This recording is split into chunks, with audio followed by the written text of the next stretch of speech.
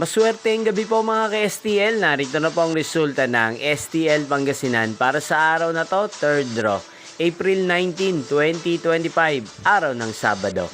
Naway ang mga natayan nyo pong mga numero kanina ay manalo nawa ngayong gabing ito, 8:45 PM. Kaya kunin nyo na po ang inyong mga tickets. Narito na po ang resulta.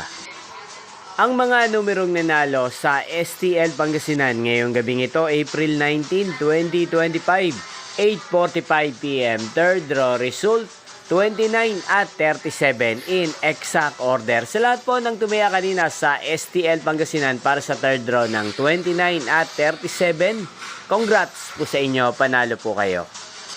At ngayong gabing ito sa STL Pangasinan, natin pong i-shoutout si Kuya Arthur ng Pangasinan na lagi din pong nanonood sa channel na to. Shoutout po sa inyo, Kuya Arthur. Sana po ay nasa mabuti kayong kalagayan.